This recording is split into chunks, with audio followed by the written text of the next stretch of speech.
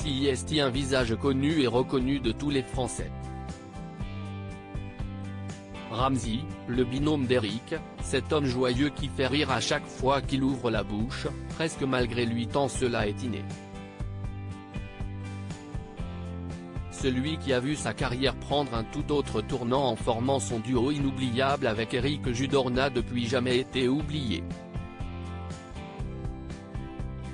Que ce soit dans la série H aux côtés, notamment de Jamel Debbouze, ses films avec Gad Elmaleh et ses nombreux projets professionnels, Ramzy a toujours su faire sourire, et donner du plaisir aux gens.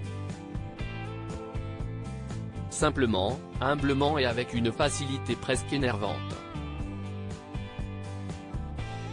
Un talent dont a hérité sa sœur, Mela Bedia, qui s'est elle aussi lancée dans l'humour et l'acting. Toutefois, derrière cette pitrerie incessante se cache une grande pudeur. Ramzy n'est pas du genre à s'étendre sur sa famille, sa femme ou ses enfants.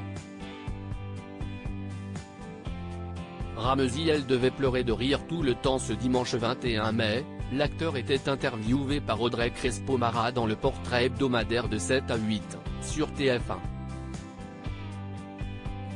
Au cours de l'échange, la journaliste a commencé à parler de sa femme, et de sa dernière grossesse qui a eu lieu lors du confinement. Doucement, Ramzy s'est abandonné à de rares confidences sur les siens, qui ont de quoi faire sourire. On a fait le confinement avec Franck et avec ma femme enceinte. Et on s'est mis un truc, CIST, qu'elle devait pleurer de rire tout le temps. Pour que ça se passe bien, sa grossesse. Et puis pour mon enfant à venir. Je me dis CIST sûr que si sa maman rit, dans le ventre, l'enfant le ressent, a-t-il d'abord expliqué. L'acolyte d'Éric Judor a par la suite évoqué ses discussions, le soir, avec ses enfants, et ses leçons sur l'importance du rire qu'il leur a enseigné. La première question que je leur pose: CIST, est-ce que tu as ri aujourd'hui? CIST, ça le truc le plus important de ta journée.